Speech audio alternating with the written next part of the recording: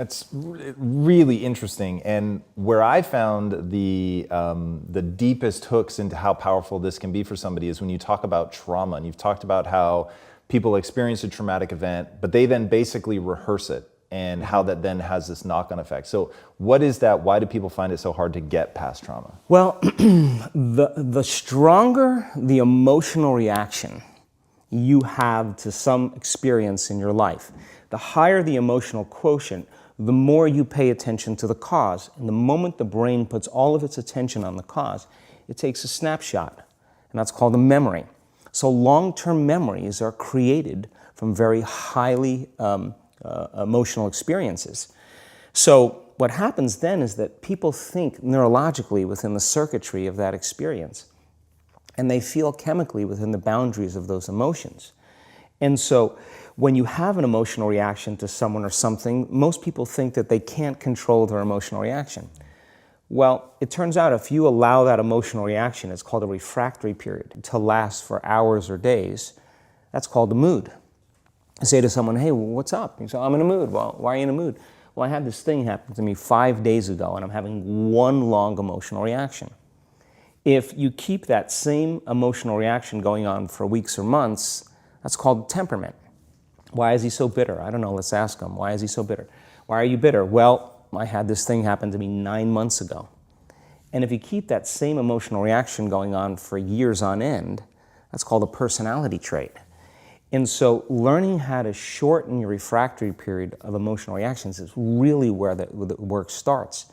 So then people, when they have an event, what they do is they keep recalling the event because the emotions of stress hormones, the survival emotions, are saying pay attention to what happened because you want to be prepared if it happens again.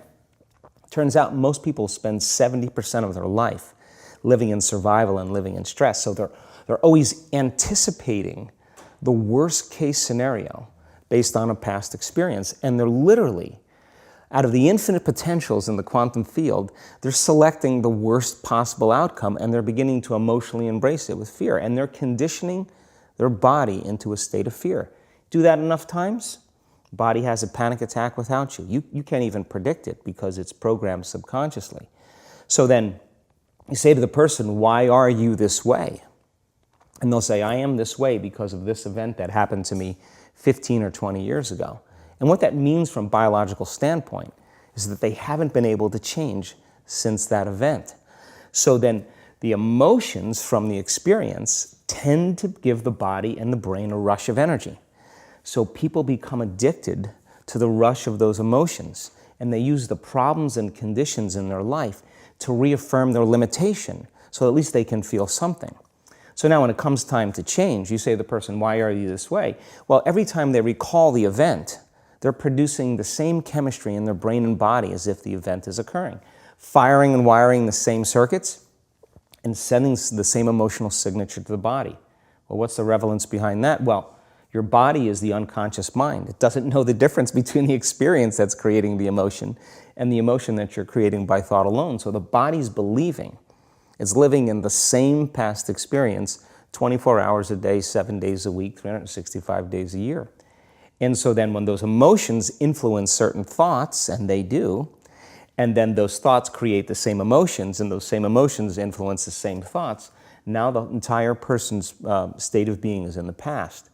So then the hardest part about change is not making the same choices you did the day before, period. And the moment you decide to make a different choice, get ready because it's going to feel uncomfortable. It's going to feel unfamiliar. There's going to be some uncertainty. Why does it